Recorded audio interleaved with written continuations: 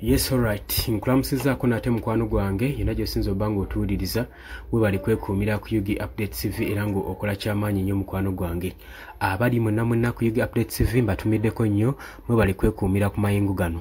Kaakati nno UPDF bill efunyeemu okurapusinga olw'ensonga nti nno babitunuddemu abakenkufu nga balaba nti eneekuntana ne ssemateeka era egenda mu maaso n'okuba ng'etyoboola ssemateeka eyakolebwa mu civil judiciary gwe mukwano gwange ali eyampuliriza mu civilian oba mu Supreme Court bagambye nti nno lino etteeka lye baagala okuyisa erya UPDF bill likuntana ne ssemateeka. Oli ku UG Update TV gwatanatweyungako kirira wansi olw'ekigambo subscribe kikoneko obeere nga otweyungako ddala bulungi nnyo. Abali mu diaspora emitala w'amayanja mbalamusizaako nnyo nammwe mwebale kwekuumira ku mayengo gano aga UG Update TV. Kaakati nno bya Mukama Jude omulamuzi ono avuddeyo n'agamba nti nno okusinziira ku tteeka lino eryagala okuyisibwa erya UPDF Amendment Bill ligenda kuba nga lityoboola ssemateeka okusinziira ku bbago eryakolebwa mu ssemateeka w'eggwanga Uganda mu kawaayiro 1:17 Article A agamba nti kagenda mu maaso kano n'okutyoboola ssemateeka n'okwandamayininga ng'omukwano gwange ali eyampuliriza era nga bagamba si kya bwerufu okuba nga military court ewozesa basiviliani. Bagamba nti nno ng'oggyeko ekyokuba nti nno balacking experience ezigenda mu maaso n'okwozesa basiviliani mu kkooti yaabwe bagamba etteeka lino lyandibanga liteereddwawo okutagetinga basiviliani okubulwako eddembe era nga bagamba nti nno okusinziira ku ssemateeka military court eno tesobola kubanga ewozesa basiviliani n'okusinziira ku lulimi language olulimi olukozesebwayo condition bagamba nti nno yanditeekawo embeera embi eri mu civilian okubanga ayimiridde mu maaso g'omulamuzi okusinziira ku ngeri gye bakwatamu emisango gyabwe era ng'agamba nti etteeka alaba nti nno ligenda kubanga lityoboola ekitiibwa kya Supreme Court okuba nga liyisibwa era tebalisekendinze. Kitegeeza ki? Etteeka lyabwe lye baagala okuyisa lyandikolapusinga. Jjukira nti nno nagambye nti abali mu mitambe ye gavumenti ya Mwami Yoweri Kaguta Museveni okusobola okulaba nga bayisa akiti eno lwaki baba baagala ogiyisa. Jjukira nti nno baateekawo pulojekiti baatondawo kye bayita pulojekiti Muhoozi. Kati pulojekiti Muhoozi balaba nga tesobola kuyimirirawo nga terina bigisekendinga.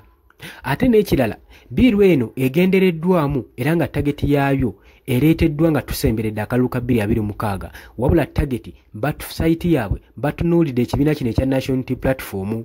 Jjukira nti nno biiru eno erimu ebigendererwa bino wammanga okusanga ng'oyambadde ekyambalo kyonna ekyekuusa ku kyamaze bukyamagye okwo kw'ossa ne zikawunda suuti zonna ng'ozitwaliddemu bagamba nti ebyo byonna byambalo by'amagye okusanga n'ekifaananyi mu nnyumba nga kyamagye. Ebyo byonna bigendereddwamu okuba nga batyoboola eddembe lya ssemateeka bya Mukama bw'atyo ye waagamba.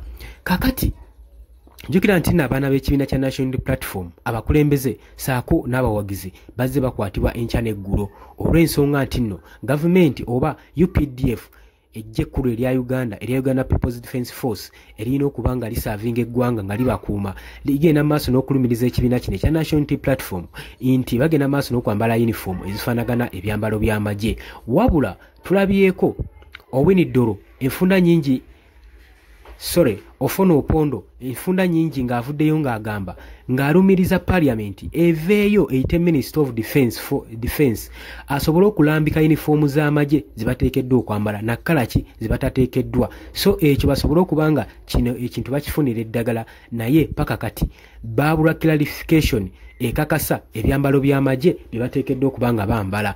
Era newankubadde ekyo kyalemwa tebagenda mu maaso na kustoppinga bagenze mu maaso nga bagenda okulaba bagenze beeyongera mu maaso nga bakwata abaana aba National Unity Platform abambadde uniform ey'ekibiina wabula ky'ekibiina kivaayo kibagamba ffe mutubuulire kkala ki gye tuteekeddwa okwambala webanga eyo kkala ya red tuteeketa gyambala mutulage kkala oba uniforms ez'amagye zibateekeddwa okwambala.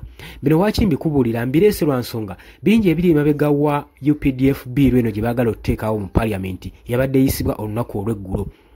lwansonga nti batagetinze ebintu bingi nnyo banoonya ebafundiriza opposition ebafuukidde akayinja mu ngatto. Kati mu mbeera eno singa lino etteeka liyita oba eno bill act singa eyita amendment bill yandibayambako okufunza obuwagizi obuli mu kibiina kino ekya National Unity Platform era busobole okuba nga bawa omwagwanya Muhoozi Kainerugaba Chief of Defence Force okusobola okulaba nga afuuka popular mu ggwanga.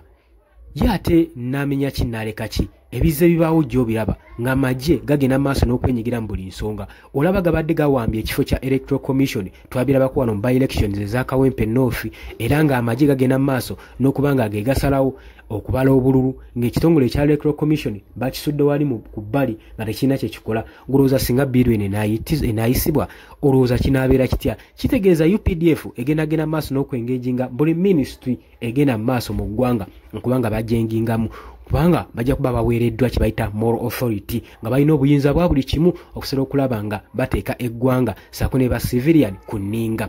Olowooza otya ku nsonga eno gwe mukwano gwange ali eyampuliriza? Oli ku Yogi Updates TV ng'atannatweyungako kirira wansi waliwo ekigambo subscribe okikoneko obeere nga otweyungako. Abali emitala w'amayanja mbalamusizaako nnyo mwe bali kwekumira ku Yogi Updates TV. Mbaagala nnyo mweraba.